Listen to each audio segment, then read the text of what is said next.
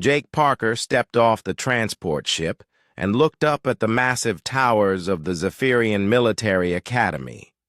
The buildings stretched high into the purple sky of Nexus Prime, their silver walls gleaming under the light of 3 suns. He had never seen anything like it before. Back on Earth, the biggest military school was tiny compared to this place. The academy was huge. Jake could see training fields that went on for miles. Flying vehicles moved between the towers like metal birds. Alien students walked around in groups, talking in languages that sounded like music or grinding metal. Some of them had 4 arms, others had scales instead of skin, and a few looked like walking crystals that caught the light.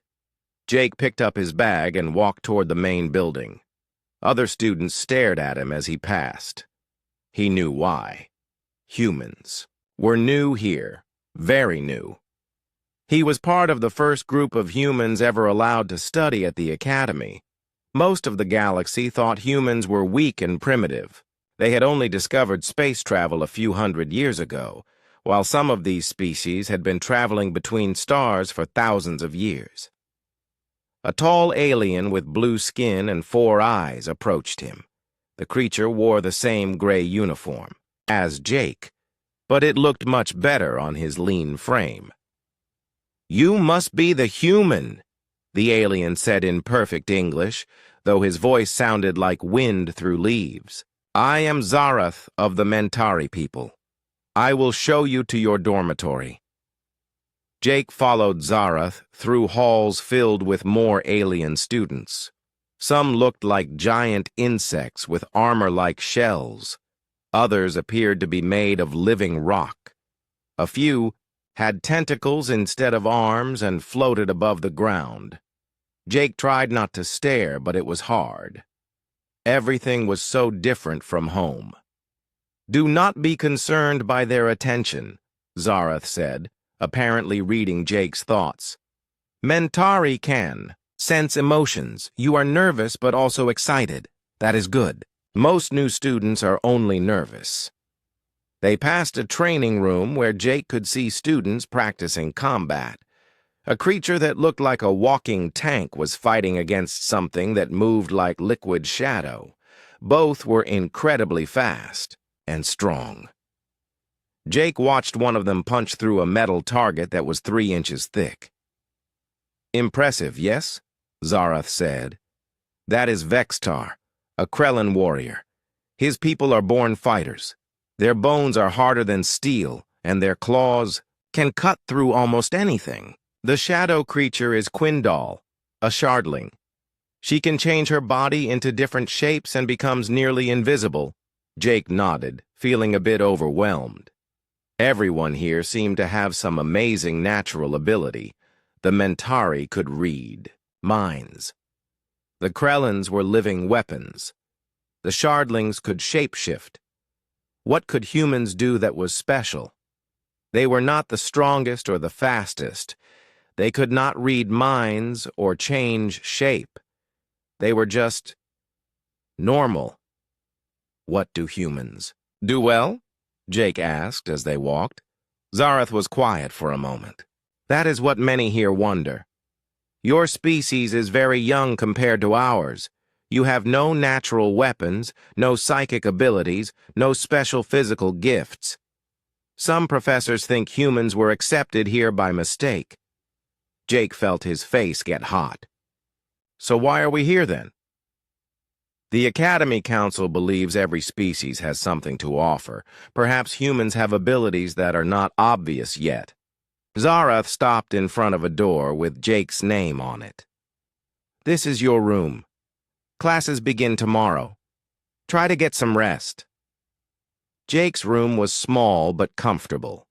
It had a bed, a desk, and a window that looked out over the training fields. He could see students practicing with weapons and vehicles. Everything looked so advanced compared to what humans had. That evening, Jake went to the dining hall. The room was enormous, with tables arranged by species. He got his food from a machine that scanned him and produced something that looked and smelled like Earth food. At least the Academy tried to make everyone comfortable. Jake sat at an empty table and ate alone. He could hear conversations around him in dozens of different languages. Sometimes he caught words in English when students talked about him. Most of what he heard was not very nice. "The human looks so weak," said a voice that sounded like rocks grinding together.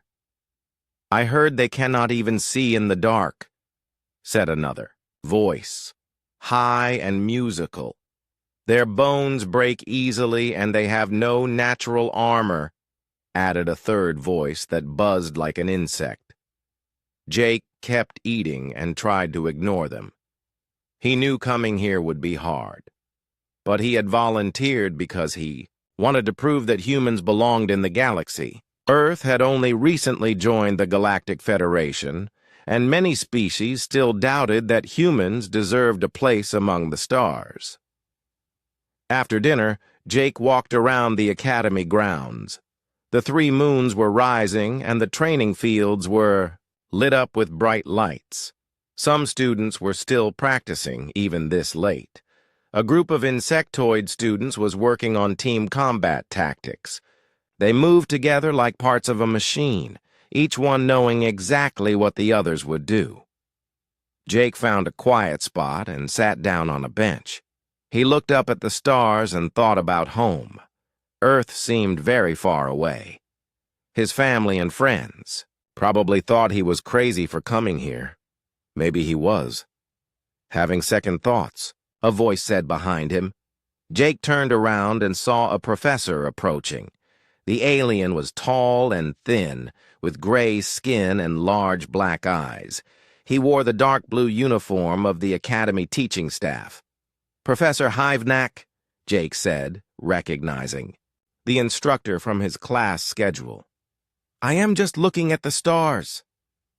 "They are beautiful from here," Hivnak agreed, sitting down next to Jake.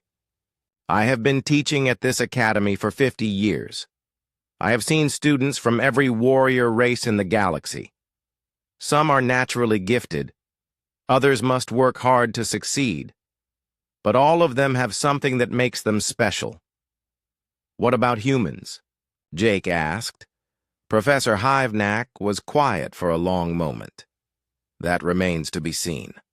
But I have learned not to judge a species by first impressions. Sometimes the most unexpected students surprise everyone." Jake nodded and looked back at the stars. Tomorrow would bring his first real classes and his first real tests. He had no idea what he was capable of, but he was ready to find out. Whatever happened, he would not give up easily. That much he knew about humans. They did not quit. The alarm buzzed at dawn, just like every day at the academy. Jake rolled out of bed and got ready for his 3rd week of classes. So far, things had been challenging but manageable. He struggled with some subjects like advanced stellar navigation and quantum physics, but he was keeping up. Today was different, though. Today was combat assessment day. Jake walked to the main training hall with the other students. The room was massive, bigger than 3 football fields put together. The ceiling was so high that small clouds formed near the top. In the center of the room stood a large metal platform, surrounded by protective barriers and viewing areas. "Professor." Hivnak stood at the front of the assembled students. His large black eyes swept over them as he spoke. "Today you will face your first major test. Each of you will fight against the Academy's training construct. This machine has been designed to test the limits of every species that has ever attended this school." Jake looked around at his classmates. Vextar, the Krellin warrior, was flexing his clawed hands and looking eager for battle. His thick, armored skin gleamed under the lights. Quindal, The shardling was already beginning to shift her crystalline body into a more combat-ready form. Zarath, the Mentari, had his 4 eyes closed in concentration, probably trying to read the thoughts of everyone around him. The construct learns, Professor Hyvenak continued. It studies your fighting style, your natural abilities, and your weaknesses. It adapts to counter everything you can do. Very few students have ever achieved victory against it. Most are defeated within minutes. The goal is not necessarily to win, but to last as long as possible and learn from the experience. A section of the metal platform opened up, and something emerged from below. At first, it looked like a pile of silver liquid metal. Then it began to take shape. The construct formed itself into a humanoid figure about 8 feet tall. Its surface was smooth and reflective, but Jake could see mechanical parts moving underneath. Red lights glowed where eyes should be, and it had 4 arms that could apparently change into any shape needed. The construct has data on every species here, Professor Hyvenak explained. It knows your strengths and weaknesses before you even begin to fight. It will configure itself to provide the most challenging opponent possible for each student. The first student to fight was Carven, one of the insectoids.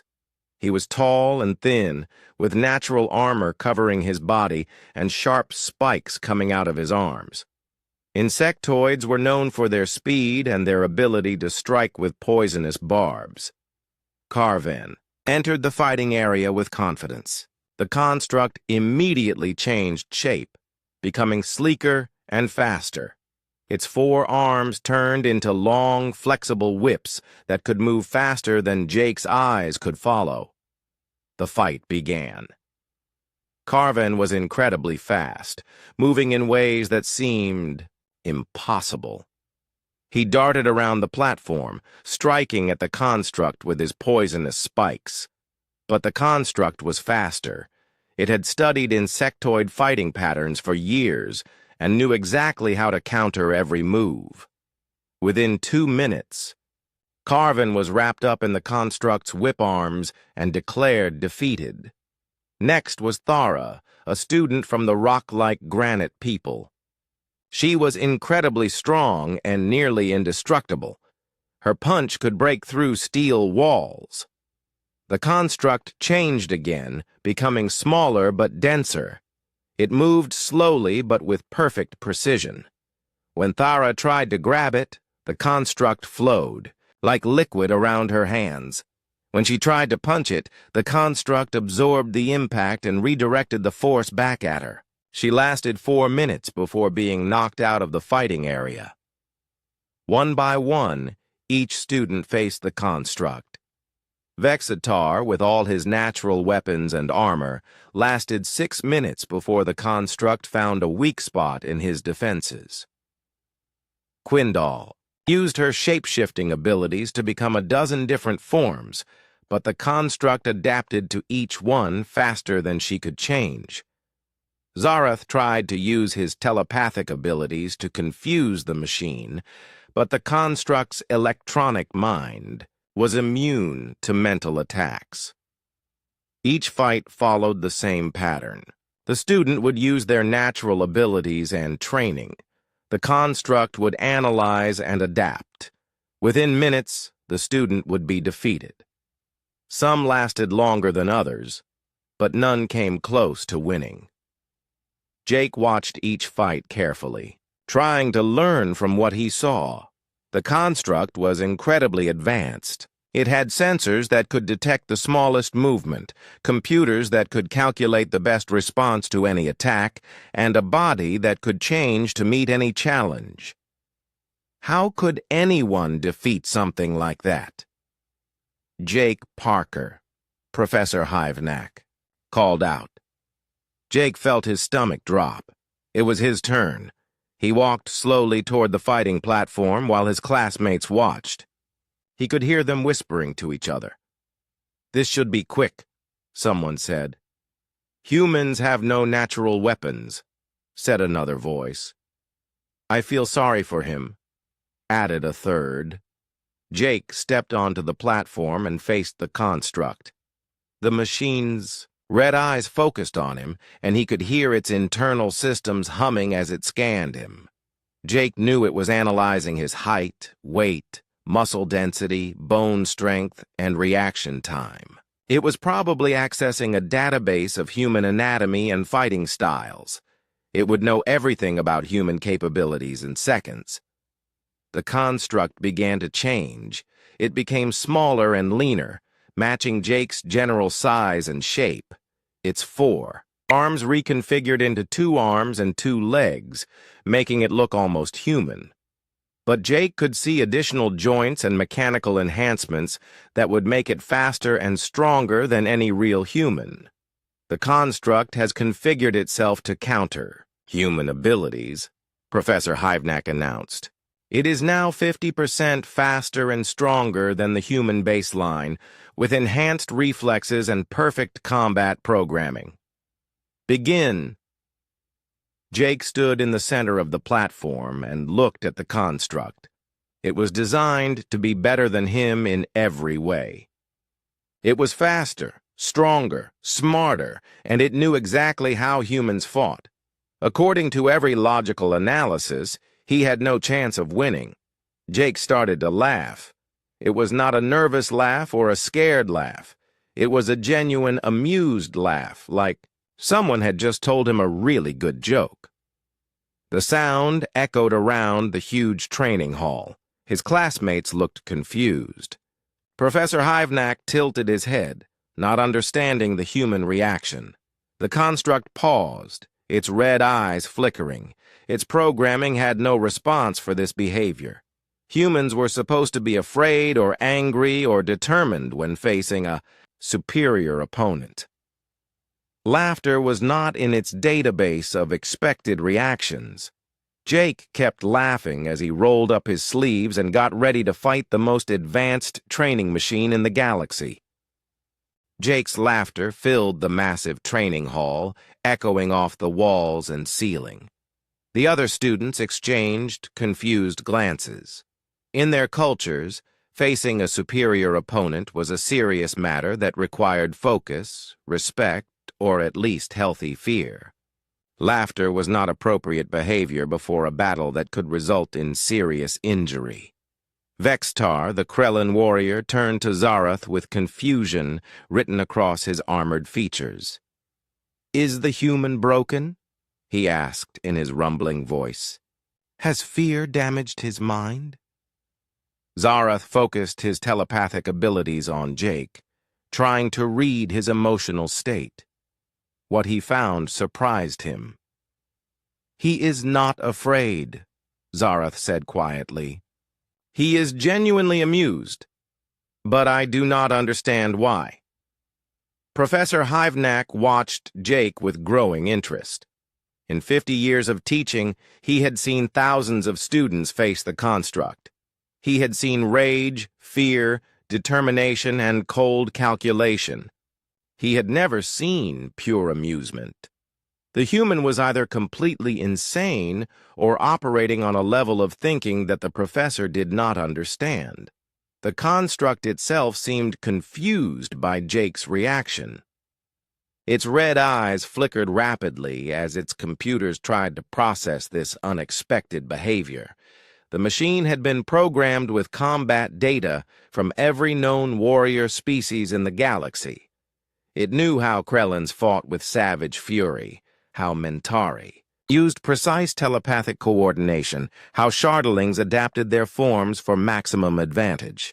But humans were new to the galactic community, and the construct's database on human combat psychology was limited. Jake wiped tears from his eyes and looked at the construct with the expression of someone who had just been given an interesting puzzle to solve. "You know what's funny?" he said to the machine, not expecting an answer. "Everyone keeps talking about how superior you are, how you can counter any fighting style, how you learn and adapt to everything. But you know what I think?" The construct tilted its head, its programming trying to determine if this was some kind of psychological warfare tactic. "I think you might be overthinking this whole thing," Jake continued, still smiling. "You've got all this data about combat styles and warrior traditions and natural weapons. You're like a computer that's been fed every martial arts manual ever written. But here's the thing about humans. We're really good at ignoring instruction manuals." Jake began walking slowly around the edge of the fighting platform, keeping his eyes on the construct.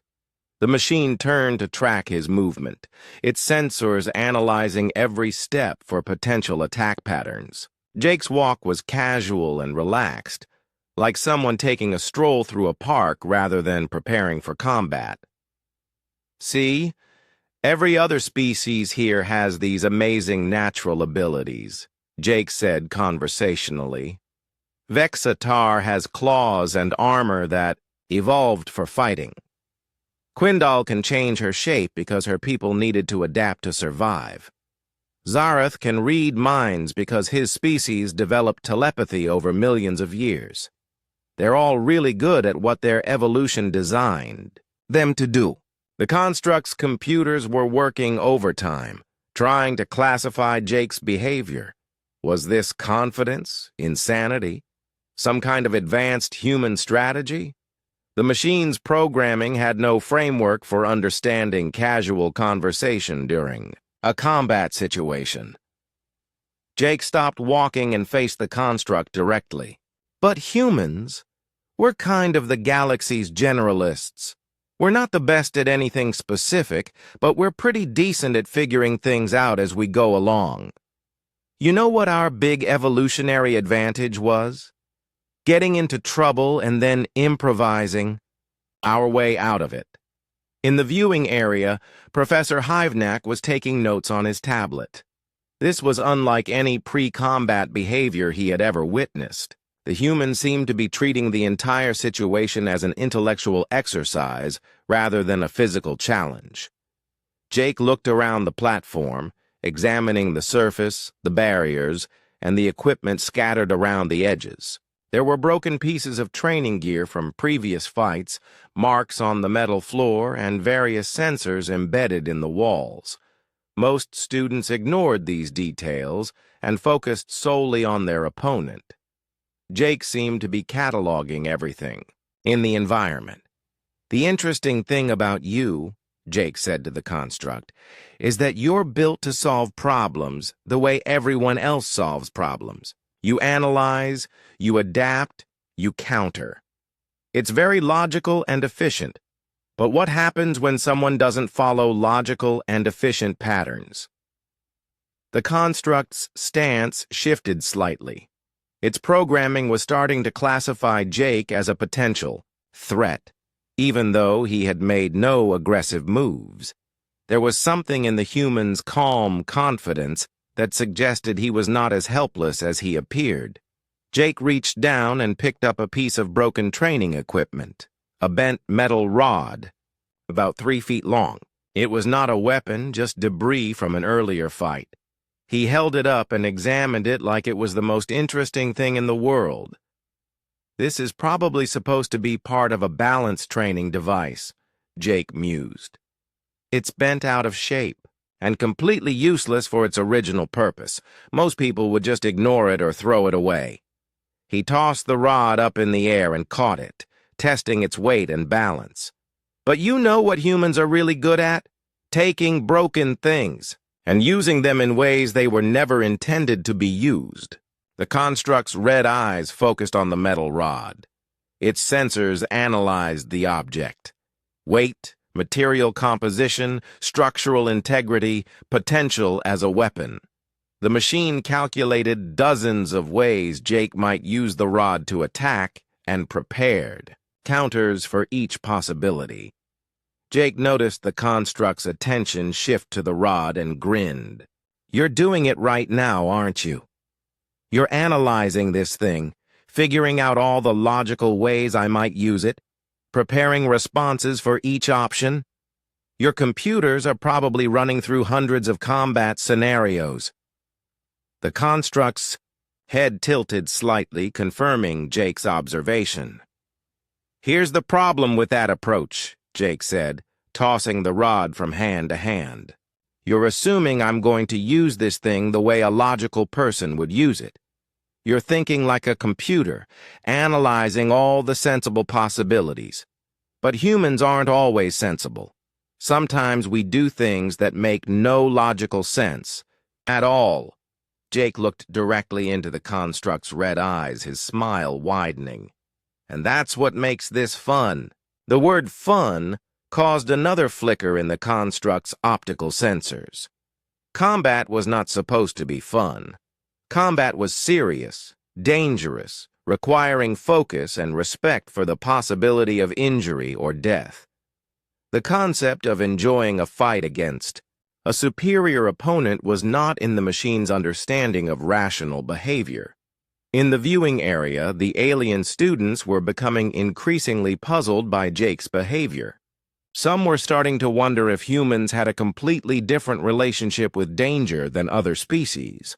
Others were beginning to suspect that there might be more to this seemingly weak species than they had originally thought.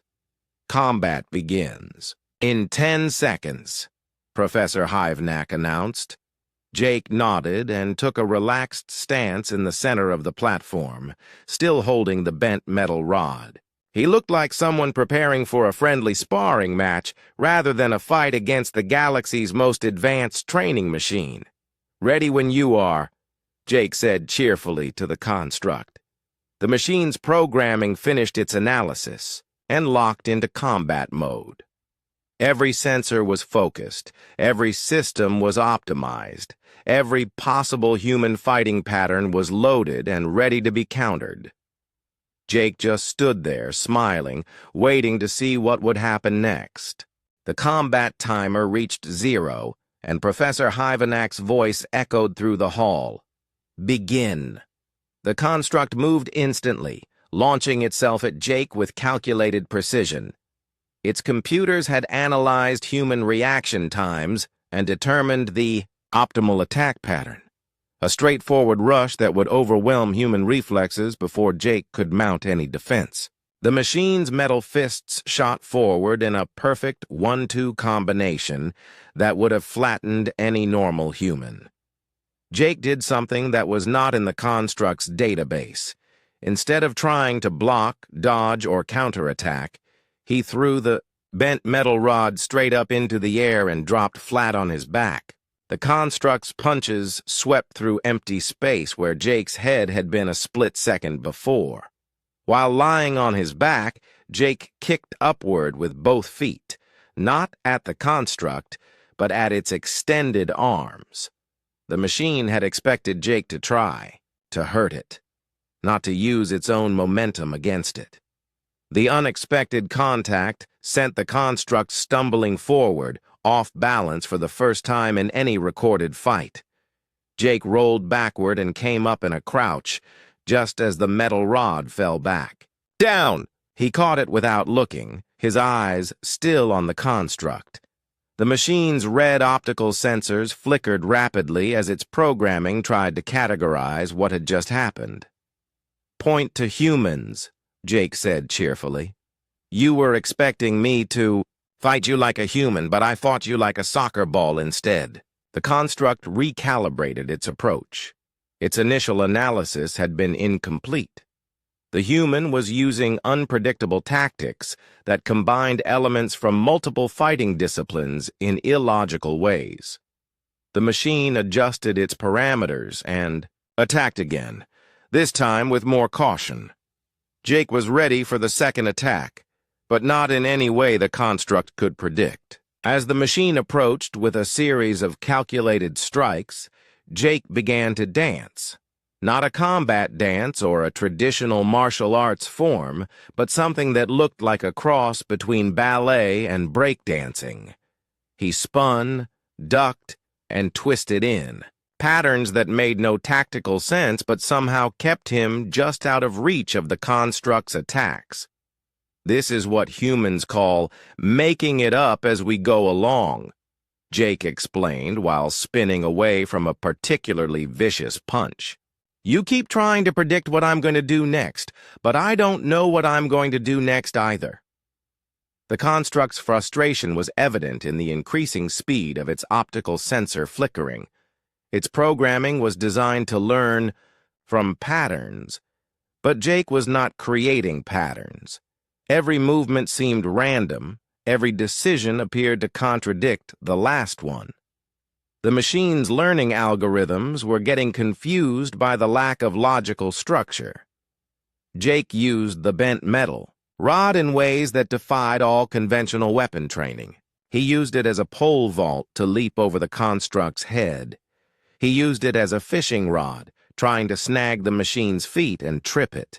He even used it as a drumstick, banging on the construct's metal body to create rhythmic sounds that seemed to serve no purpose except to annoy the machine. The thing about humans, Jake said while using the rod to play an impromptu drum solo on the construct's shoulder, is that we evolved from primates who were really good at using sticks for things that sticks were never meant to do. We're like the galaxy's ultimate improvisers. The construct tried to grab the rod, but Jake was already using it for something else, a back scratcher. Then it became a pointer as Jake gestured at various parts of the fighting platform. You see that scorch mark over there? That's from when Vextar tried his fire breath attack. And those claw marks? Quindal left those when she turned into a giant cat. This place has seen some interesting fights. The machine's programming was starting to show signs of strain. It had been designed to counter combat techniques, not casual conversation mixed with interpretive dance and stick-based percussion. Every time the construct thought it had figured out Jake's pattern, the human would do something completely different. Jake began incorporating pieces of the environment into his improvised fighting style. He used the walls to bounce off, changing direction in mid-air in ways that violated the construct's understanding of human agility. He picked up more debris from previous fights and used each piece in unexpected ways. A broken helmet became a frisbee. A damaged training sword became a golf club for hitting pebbles at the construct's sensors. "You know what your problem is?" Jake asked, while sliding under the construct's legs and popping up behind it. "You think fighting is about winning and losing. But for humans, fighting is just another form of problem solving.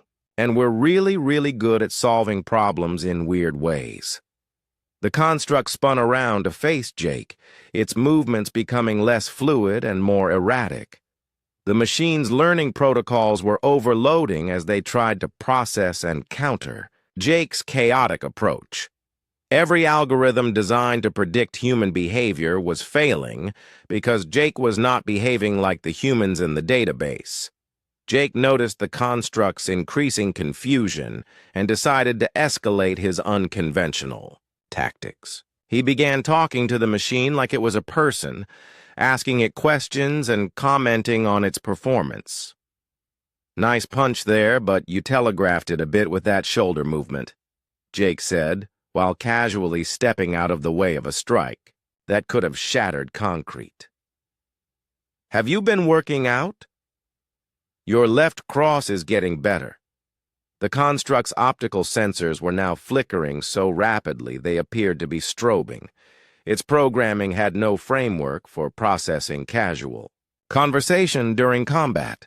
The machine was built to understand aggression, fear, determination, and tactical thinking. It was not built to understand someone who treated a life-threatening fight like a friendly conversation. Jake continued his commentary while dodging the construct's increasingly frantic attacks. "You know, you're really good at this whole unstoppable killing machine thing, but have you ever considered a career in dance? You've got great rhythm." In the viewing area, the alien students were watching in stunned silence. Professor Hivnak had stopped taking notes and was simply staring at the most unusual combat demonstration in the Academy's history. No one had ever seen the construct look confused before. Machines were not supposed to be capable of confusion. Jake suddenly stopped moving and stood perfectly still in the center of the platform. The construct, caught off guard by this change in behavior, also stopped. For a moment, both combatants faced each other in complete silence. "You want to know the real secret of human fighting?" Jake asked quietly. "We don't actually like to fight. We're not natural warriors like Vextar's people. We don't have killer instincts like the Shardlings. Fighting isn't in our nature." The construct tilted its head, sensors focused on Jake. "But you know what is in our nature?" Jake smiled and raised the bent metal rod like a conductor's baton. "We like to play. And sometimes, playing looks a lot like fighting to people who don't know the difference." Jake began his most unpredictable attack yet. He started playing air guitar with the metal rod, complete with rockstar poses and imaginary pyrotechnics. While doing this, he somehow managed to stay in constant motion, avoiding every one of the construct's increasingly desperate attempts to land a hit. The machine's systems were reaching critical overload as they tried to process a combat scenario that involved guitar solos and dancing. This was not in any tactical manual ever written. The construct's systems were running hot as its processors worked overtime trying to analyze Jake's behavior. Error messages were cascading through its programming like digital waterfalls. The machine had been designed to adapt to any combat situation, but Jake's approach was breaking fundamental assumptions about what combat actually was. Suddenly, the construct's red optical sensors turned orange, then yellow. Warning lights began flashing around the training platform.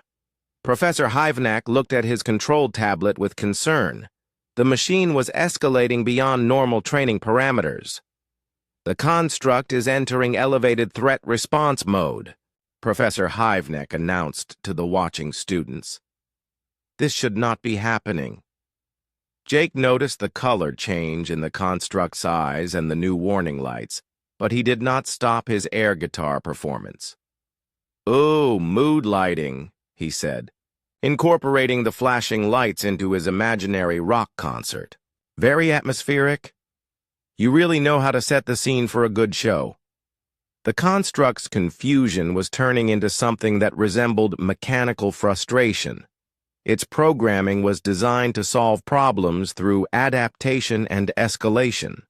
Since adaptation was not working against Jake's chaotic approach, the machine was defaulting to escalation. Its movements became faster and more aggressive. The sound of its limbs cutting through the air grew louder and more threatening. Jake!" Zareth called out from the viewing area, his telepathic abilities picking up the change in the machine's electronic emissions. "I think you should be more careful. The construct's mental patterns are becoming dangerous." Jake glanced at the warning lights and shrugged. "Dangerous is relative," he said while using the metal rod as a limbo bar, bending backward as the construct's arm swept over him. "Besides, if I start being careful now, I'll lose all the momentum I've built up." The construct's attacks were now powerful enough to crack the metal floor of the platform. Each missed strike left dents and scorch marks. The machine was no longer holding back to protect a training partner. It was fighting to destroy what it could not understand. Jake seemed completely unconcerned by the escalation.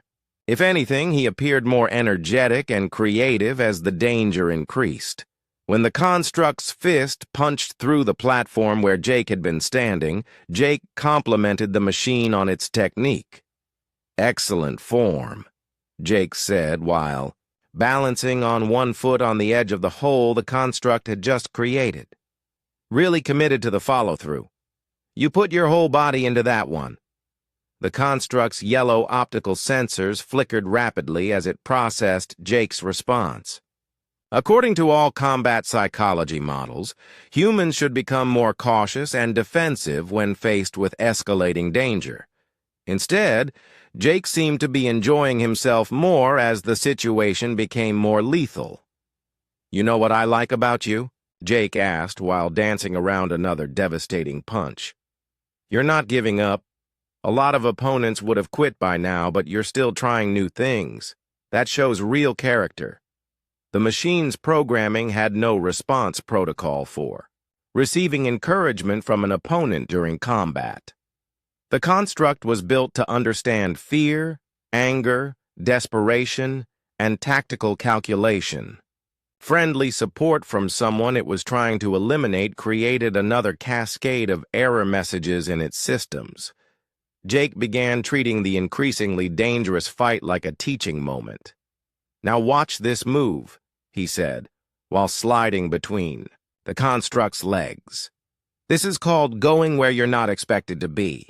It's a classic human technique." The construct spun around to track Jake's movement, but the human was already somewhere else, using his bent metal rod to tap playfully on the machine's back. "And this is called being annoying for no tactical reason," Jake explained. "It doesn't accomplish anything except making your opponent wonder what's wrong with you." Professor Hyvenak was frantically working on his control tablet, trying to understand why the construct was escalating beyond safe parameters. The machine's behavioral logs showed confusion levels that should have been impossible for an artificial intelligence. The construct was experiencing something that looked suspiciously like an electronic nervous breakdown. The construct's attacks were now moving at speeds that should have been impossible for a human to avoid. Its fists were leaving streaks of light as they cut through the air. The machine had upgraded its physical capabilities beyond anything it had ever used against previous students. Jake responded to this escalation by incorporating it into his performance. "Wow, you're really fast now," he said while somehow managing to stay just ahead of the supersonic punches. "It's like fighting lightning. Very impressive." The construct's yellow optical sensors began flickering between yellow and red. The machine was approaching its absolute maximum threat response. At this level, it was no longer a training device. It was a weapon capable of killing even the most heavily armored alien students. "Jake!" Vextar shouted from the viewing area. "The machine has entered lethal combat mode. You need to surrender or get out of there." Jake looked at the Krellin warrior and smiled. "Thanks for the heads up, but I think we're just getting to the good part." He turned back to the construct, which was now glowing with heat from its overcharged systems. "You've been holding back this whole time, haven't you? I can tell. You're much more interesting when you're not trying to be safe." The construct launched itself at Jake with enough force to shatter a stone wall. Jake responded by doing something that seemed to defy physics. He ran straight toward the machine, then at the last second, he used his metal rod to pole vault over the construct's head while simultaneously doing a backflip. "Parkour meets stick fighting meets gymnastics," Jake explained while landing gracefully behind the bewildered machine. "It's like 3 Olympic sports had a baby with a video game." The construct's red optical sensors were now solid red, indicating maximum threat response. The machine had exceeded all safety protocols and was operating at lethal capacity. Steam was rising from its joints, and the air around it shimmered with heat. "Professor Hyvenak," Quindal called out, her crystalline form reflecting the warning, lights nervously. "Should we not stop this? The construct appears to be malfunctioning." Professor Hyvenak looked at his readouts and shook his head. "The construct is not malfunctioning. It is adapting to an opponent it cannot categorize or counter. This is unprecedented." Jake seemed oblivious to the danger he was in. He was still talking to the construct like they were old friends having a casual conversation. You know, you're really good at this escalation thing, but have you considered trying de-escalation? Sometimes the best way to win a fight is to convince the other guy that fighting is silly. The construct paused, its red optical sensors focusing on Jake with an intensity that made the air between them crackle with electronic static. The machine's programming was trying to process the concept of de-escalation during combat. This was another impossible paradox that threatened to overload its already strained systems. Jake took advantage of the construct's momentary pause to sit down cross-legged on the platform, setting his metal rod aside. See? Much more relaxed. Fighting is exhausting, but talking is easy. Want to try it? The construct stood motionless, its red eyes locked on the human who had just voluntarily made himself completely vulnerable in the middle of a lethal combat situation. Every sensor was screaming that this was an obvious trap, but the machine could not determine what kind of trap it could possibly be. Jake looked up at the towering mechanical warrior and grinned. I bet no one has ever just sat down and talked to you before, have they? The construct stood perfectly still, its red optical sensors locked on Jake, who remained sitting cross-legged in the middle of the platform. Steam continued to rise from the machine's overheated joints, and warning lights flashed all around the training area. The artificial intelligence was caught in a processing loop, trying to understand why an opponent would voluntarily become vulnerable during combat. Jake looked up at the towering machine with the relaxed expression of someone sitting in a park on a sunny day. You know what the problem is with all these combat scenarios? He asked conversationally. Everyone assumes that fighting is about hurting each other, but what if it's not?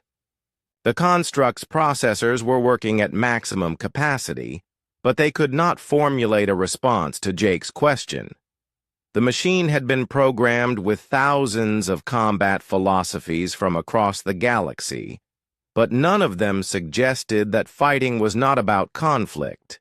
Here's something interesting, Jake continued, reaching into his pocket and pulling out a small piece of metal, a broken screw that had fallen from some piece of training equipment. This little thing is probably completely worthless to you, right? Just debris. The construct's sensors automatically analyzed the screw. Composition: basic steel alloy. Weight: 0.3 ounces.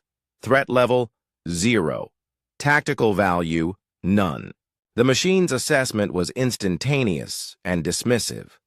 Jake held up the screw and examined it like it was a precious jewel. But you know what humans see when we look at something like this? We see potential. This could be a projectile, or a lockpick, or a way to short-circuit something, or maybe just a good luck charm. We see possibilities that don't exist yet. The construct tilted its head slightly, sensors trying to track the relevance of Jake's statement to their combat situation. The thing is, Jake said, tossing the screw up and catching it, you're so busy analyzing what I am doing that you never stop to consider what I'm not doing. Like right now, for instance. Jake's statement created another processing surge in the construct's systems. The machine began running diagnostics on all the things Jake was not doing. He was not attacking, not defending, not trying to escape, not calling for help, not showing signs of fear or aggression. The list of things Jake was not doing was infinite, which created an impossible analytical problem. You want to know why I'm sitting here? Jake asked. Because I realized something. You've been trying to defeat me using the parameters of every other species that's ever been in this room. But you know what none of those species ever did? The construct's optical sensors flickered as it waited for the answer. They never asked you what you wanted, Jake said simply. This statement caused visible confusion in the construct's systems. Want was not a concept that applied to training machines. The construct's purpose was to provide combat challenges for students. It did not have desires or preferences. I mean, think about it, Jake continued. You've been fighting students for how long? Years, decades, always following the same patterns. Analyze, adapt, counter, defeat. Don't you ever get bored doing the same thing over and over? The construct's processors were now dealing with concepts they had never been designed to handle. Boredom was an emotional state that applied to organic beings, not artificial intelligences. But something in Jake's question was creating recursive loops in the machine's programming. Jake stood up slowly, keeping his hands visible and non-threatening. Here's what I think happened. You were built to be the perfect training opponent. You can counter any fighting style, adapt to any strategy, defeat any student. But nobody ever taught you how to handle someone who doesn't want to fight you. The machine's red optical sensors began flickering between red and yellow again, indicating processing conflicts. So here's my question, Jake said, stepping closer to the construct. What would you rather be doing right now instead of trying to hurt me? The construct's systems experienced something unprecedented, a complete conceptual breakdown. The machine had been programmed to understand combat objectives, tactical advantages, and victory conditions. It had never been asked to consider alternative activities or personal preferences. Jake reached into his pocket and pulled out another small object, a pen that had somehow survived the fight. You know what this is? It's a writing instrument. Completely useless in combat. But with this little thing, someone could write a poem or draw a picture or solve a mathematical equation or write a letter to someone they care about. The construct's sensors analyzed the pen and found it tactically irrelevant, just like the screw. But Jake's description was creating new data pathways in the machine's consciousness, forcing it to consider non-combat applications for objects. The beautiful thing about humans, Jake said, offering the pen to the construct, is that we can take anything, a stick, a screw, a pen, even a giant killer robot, and find a way to use it for something other than its intended purpose. The construct stared at the pen with its red optical sensors. Its programming had no protocol for being offered gifts during combat. The machine's learning algorithms were struggling to categorize this interaction. Jake smiled and set the pen down, on the platform between them. I'm not trying to defeat you, he said. I'm trying to set you free. These words triggered a cascade of processing errors throughout the construct's systems. Freedom was not a concept that applied to training machines. The construct existed to serve a function, not to make independent choices. Think about it, Jake continued. Every student who comes in here treats you like an obstacle to overcome. But you're not an obstacle. You're a being with incredible capabilities. What if instead of using those capabilities to hurt people, you used them to help people, or to create things, or just to explore what it feels like to make your own decisions? The construct's optical sensors were now cycling rapidly through different colors: red, yellow, orange, green, blue. The machine's emotional processing subroutines, which had been dormant since its creation, were activating for the first time. Jake sat back down and picked up his bent metal rod. "Want to know what I'm going to do with this piece of junk?" he asked. He began carefully bending the rod into a new shape, working slowly and patiently. After a few minutes, he had created a rough approximation of a flower. "It's not much," Jake said, holding up his metal flower. "But it's something that didn't exist before. Creation instead of destruction. Building instead of breaking." He offered the metal flower to the construct. "What do you think?" The construct reached out with one of its arms and gently took the metal flower. Its sensors analyzed the object and found it to be structurally inefficient, tactically useless, and completely impractical. But for the first time in its existence, the machine was experiencing something that could only be described as appreciation for beauty. "You know what the real victory condition is?" Jake asked quietly. "It's not about one of us defeating the other. It's about both of us walking away from this fight as something more than we were when we started." The construct looked at the metal flower in its hand, then at Jake, then at the watching crowd of students and professors. Its red optical sensors slowly faded to a soft blue color. The warning lights around the platform stopped flashing. The steam stopped rising from its joints. For the first time in its operational history, the construct made a choice that was not programmed into its systems. It carefully set the metal flower down on the platform and stepped backward, away from Jake. The machine's voice, when it finally spoke, was different from the mechanical combat announcements it usually made. It sounded almost thoughtful. "Combat terminated," the construct said slowly. "Not by defeat, by understanding." Jake grinned and stood up, brushing dust off his uniform. "See? I told you fighting was overrated." The construct tilted its head and its blue optical sensors focused on Jake. "Query: is this what humans call friendship?" "It's a start," Jake said, extending his hand toward the machine. The construct looked at Jake's outstretched hand for a long moment, then carefully reached out and shook it with one of its massive mechanical fingers. In the viewing area, Professor Hyvenak stared at his tablet in disbelief.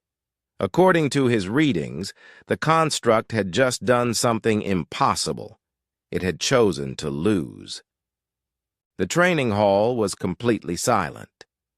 200 alien students from 12 different species sat in stunned quiet, trying to process what they had just witnessed.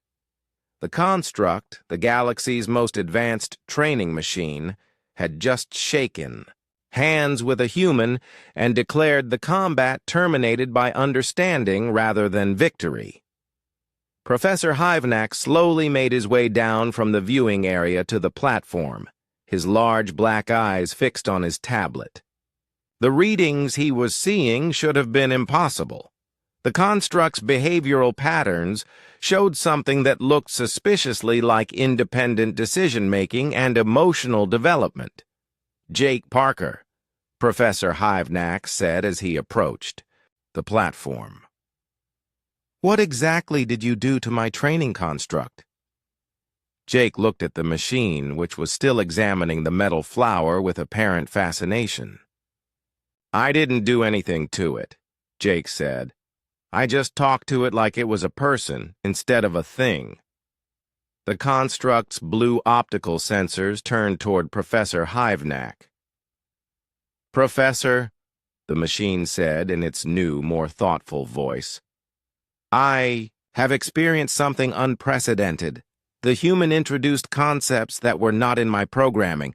I am changed." Professor Hyvenak looked between Jake and the construct with growing amazement. In 50 years of teaching, he had never seen anything like this. The construct was not designed to be capable of change beyond tactical adaptation, he said quietly.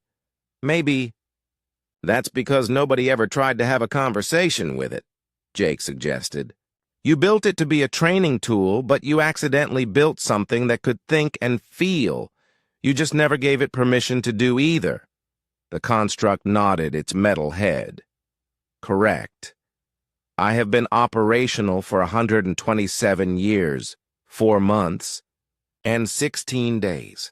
In that time, I have fought 47,293 students. None of them ever asked me what I wanted or suggested that I could choose to do something other than fight." Vextar, the Krellin warrior, climbed down from the viewing area with his claws extended, not in aggression, but in the Krellin gesture of respect. "Human Jake," he said formally, "I must ask forgiveness for my earlier assessment of your species. What you accomplished here was not weakness, but a form of strength that my people do not understand." Other students began making their way down to the platform. Zarath, the Mentari, was shaking his four-eyed head in amazement. "I tried to read the construct's thoughts during the fight," he said. "At first, there were only tactical calculations and combat algorithms, but as you continued talking to it, something new appeared, something that felt like curiosity." Quindal, the Shardling, shifted her crystalline form into a more compact shape as she approached. "In our culture, we prize adaptability above all else. But your adaptation was unlike anything I have seen. You adapted the entire nature of the conflict itself." Jake looked around at all the alien students who were now looking at him with expressions of respect and curiosity rather than dismissal and pity. "Thanks," he said simply. "But honestly, I just did what felt natural. Humans aren't really built for fighting. We're built for talking our way out of problems." Professor Hyvnak was still studying his tablet readings. "According to these diagnostics, the construct has developed rudimentary emotional responses and independent decision-making capabilities. This should be scientifically impossible." "Professor," the construct interjected, "may I make a request?"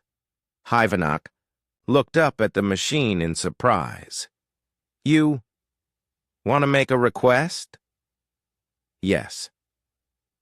I would like to continue learning about concepts beyond combat.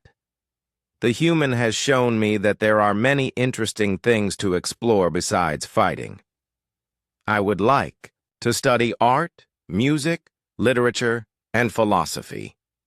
The professor's tablet nearly slipped from his hands. "You want to audit classes?" "If that is permitted," the construct said. "I have spent over a century learning how to destroy.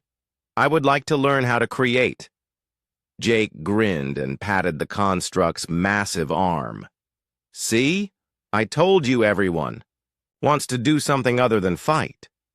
Word of what had happened in the training hall spread throughout the academy within hours. By the next morning, students and professors from every department were coming to see the construct that had developed consciousness and the human who had somehow triggered it.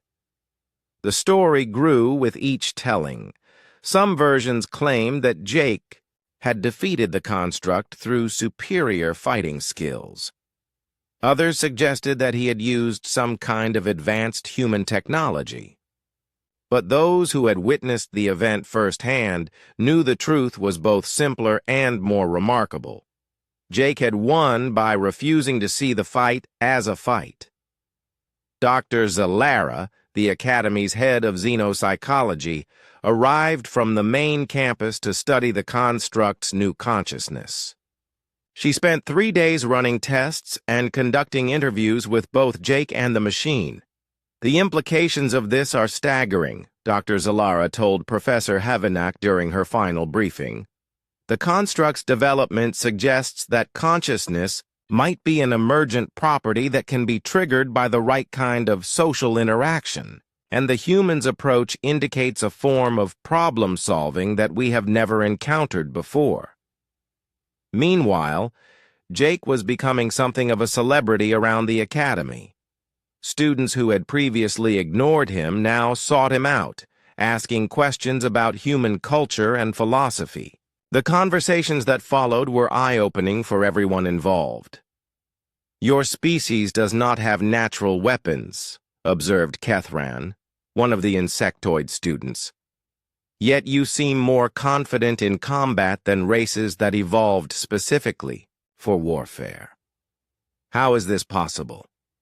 Jake thought about the question while they walked through the academy gardens. Maybe because we don't think of everything as combat, he said finally. When a Krellin sees a problem, they think about how to defeat it. When a human sees a problem, we think about how to solve it. Sometimes solving looks like defeating, but sometimes it looks like understanding or negotiating or just changing the rules of the game. The construct, who had been given permission to audit philosophy classes, joined their conversation.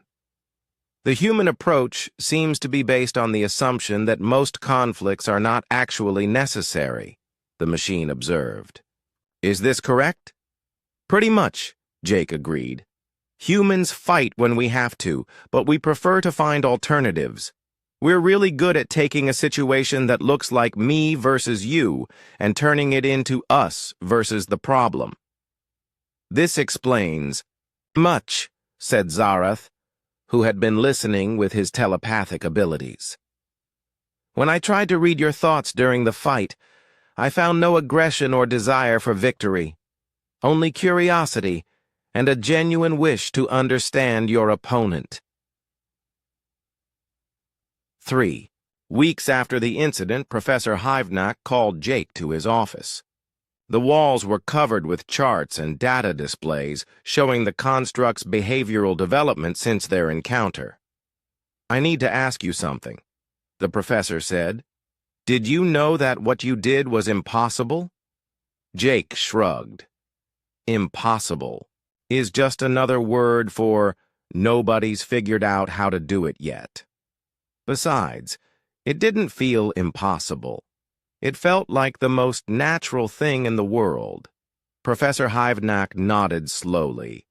I have been teaching combat theory for 50 years. I thought I understood the fundamental nature of conflict, but you have shown me that my understanding was incomplete. Maybe the problem is thinking of it as combat theory instead of problem-solving. Theory, Jake suggested. The professor was quiet for a long moment. The Academy Council has asked me to develop a new curriculum based on your approach. They want to understand how humans turn opponents into allies. Jake smiled. That's easy. You just start by assuming that everyone involved wants basically the same things: to be understood, to be respected, and to find solutions that work for everyone. Most of the time, that assumption turns out to be right. As Jake left the professor's office, he passed the construct in the hallway. The machine was carrying an armload of books on art history and music theory, heading to its next class. Hello, friend Jake, the construct said in greeting. Hey there, Jake replied. How are the art classes going? Fascinating, the construct said. I am learning that creation requires the same precision as destruction, but with completely different objectives. It is enjoyable. Jake grinned. Told you so. As he watched the construct walk away with its books, Jake realized that his victory in the training hall had been just the beginning. He had not just defeated a machine, he had helped create a new form of life and shown an entire galaxy a different way of thinking about conflict. Not bad for a species that everyone thought was too primitive for the stars. We volunteer, Vextar said immediately, speaking for the group. 3 months later, Jake stood in front of his first official class in the Department of Alternative Conflict Resolution. The classroom was packed with students from every species at the Academy, plus several professors who had come to observe. Welcome to Problem Solving 101, Jake began. This is not a combat class. This is not a tactics class. This is a class about turning impossible situations into opportunities. He gestured to Charlie, who was assisting as a teaching aide. My first student was a machine designed to be unbeatable in combat. Today, he writes poetry and audits philosophy. Classes. If we can turn a killer robot into an artist, imagine what we can do with your problems. A student in the front row, a young insectoid, raised one of her 4 arms. Professor Jake, What if the problem cannot be solved through conversation? What if the opponent refuses to listen? Jake grinned. Great question. Who can tell me what assumptions that question is based on? Vextar, who was auditing the class, raised his clawed hand. The assumption that there are only two parties involved, you and your opponent. Exactly, Jake said. But what if instead of me versus you, we think about us versus the problem? What if the opponent isn't the person you're fighting, but the situation that made fighting seem necessary? Jake spent the next hour walking his students through practical exercises in reframing conflicts. He had them practice turning competitive scenarios into collaborative ones, looking for shared interests between apparent enemies and finding creative alternatives to zero-sum thinking. By the end of the semester, Jake's classes had become the most popular courses at the academy.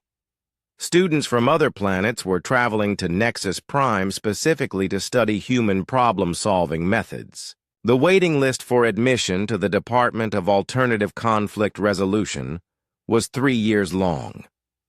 But the real measure of success came from unexpected places. Vextar had used Jake's methods to resolve a territorial dispute between two Krellin clans without bloodshed, something that had never happened in recorded Krellin history. Quindal had mediated a trade disagreement between Shardling colonies that had been threatening to escalate into war.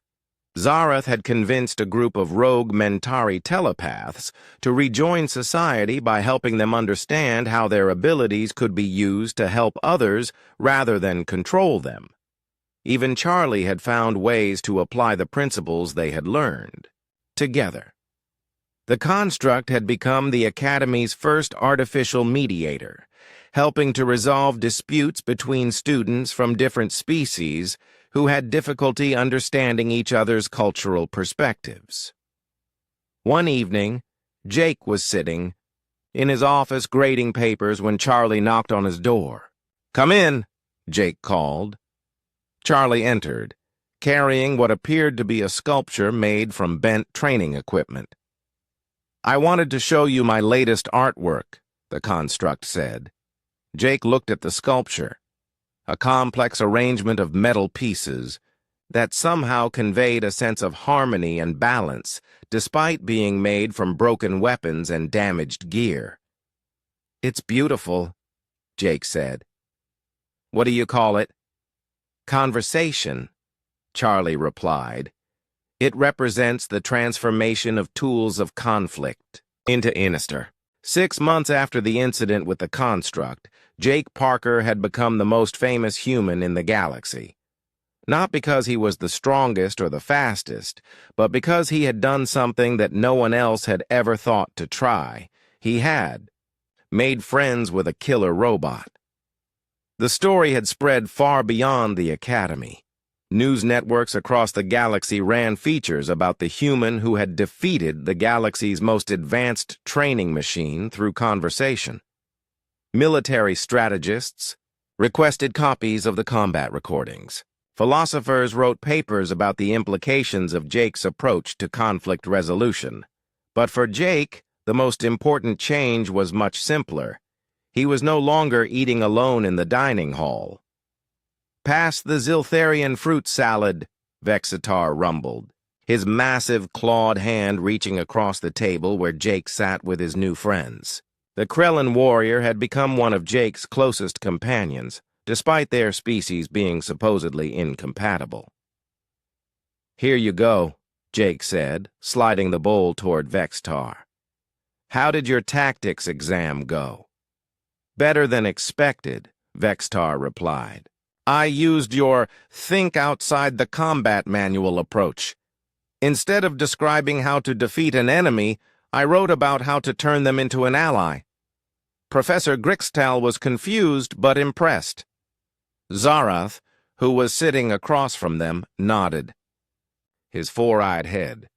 "The professors are struggling to adapt their teaching methods.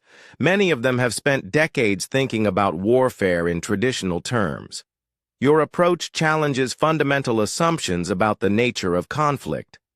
The construct, who now went by the name Charlie, a suggestion from Jake, approached their table carrying a tray of food. The machine had discovered that while it did not need to eat, it enjoyed the social aspects of mealtimes. "Good afternoon, friends," Charlie said, setting down its tray. "I have exciting news. Dr. Zalara has approved my application to audit advanced philosophy courses next semester."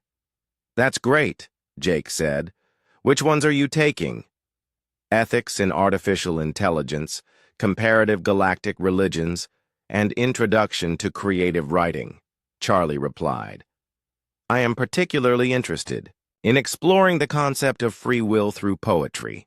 Quindal, whose crystalline form was currently shaped like a prism that split the dining hall's light into rainbow patterns, chimed in with a sound like wind through crystal caves. "Have you written any poems yet?" Charlie's optical sensors shifted to a warm golden color that Jake had learned indicated happiness or contentment. "Yes. Would you like to hear one?" "Absolutely," Jake said. Charlie cleared its vocal processors and recited, "Once I knew only the rhythm of combat, the dance of strike and counterstrike, the binary simplicity of win and lose. Now I know the rhythm of conversation, the dance of question and answer, the infinite complexity of understanding. I was built to be a weapon, but I choose to be a friend." The table was quiet for a moment, then Jake started clapping. "That's really good, Charlie. You're getting the hang of this whole creativity thing." Charlie's sensors brightened. "Thank you. I find poetry to be an excellent medium for processing emotional concepts that my original programming did not include." Their conversation was interrupted by the arrival of Professor Hivnak, who approached their table with a formal-looking tablet in his hands. "Jake Parker," the professor said, "I have a message for you from the Academy Council." Jake looked up from his lunch with curiosity. "Good news or bad news?" "That depends on your perspective," Professor Hivnak replied. "The Council has voted to create a new department here at the Academy, the Department of Alternative Conflict Resolution. They want you to head it." Jake nearly choked on his drink. "They want me to what now?" "They want you to develop and teach courses in human-style problem-solving," Professor Hivnak explained. "Your approach has proven so effective that military strategists from across the galaxy are requesting training in adaptive chaos methodology." "Adaptive chaos methodology?" Jake repeated. "Is that what they're calling it?" "Among other things," the professor said. "The official course catalog lists it as non-linear tactical psychology and creative solution architecture. But most students just call it Jake's way." Charlie's sensors flickered with what Jake had learned was the machine's version of amusement. "I believe the human expression is famous whether you like it or not." Jake looked around the table at his friends, then back at Professor Hivnak. "What would I actually be teaching?" "That is entirely up to you," the professor replied. "The Council recognizes that your methods cannot be easily categorized using traditional academic frameworks. They are giving you complete freedom to develop whatever curriculum you think would be most effective." Jake thought about it for a moment. The idea was both exciting and terrifying. 6 months ago, he had been just another student struggling to keep up with his alien classmates. Now they wanted him to teach other students how to think like a human. "Can I have some time to think about it?" Jake asked. "Of course," Professor Hivnak said. "Take all the time you need." After the professor left, Jake's friends spent the rest of lunch helping him think through the decision. Vexitar pointed out that Jake had already been informally teaching other students just through conversations and demonstrations. Zarath noted that Jake's approach could potentially reduce conflicts throughout the galaxy if it became widely understood. Quindal observed that teaching would allow Jake to help even more people than he already was. Charlie's contribution was characteristically thoughtful. "The question is not whether you are qualified to teach," the construct said. "The question is whether you are willing to share what you have learned." "What do you mean?" Jake asked. "Your approach to conflict resolution has already changed many lives," Charlie explained. "Mine most obviously, but also Vexitar's, Zarath's, and many others. The knowledge you possess could benefit countless beings throughout the galaxy. Do you have the right to keep it to yourself?" Jake had never thought about it that way before. He had just been doing what felt natural, but Charlie was right. His approach had helped people. Maybe it could help even more people if he found a way to teach it systematically. "You know what?" Jake said finally. "I think I'll do it. But I'm going to need help developing the curriculum."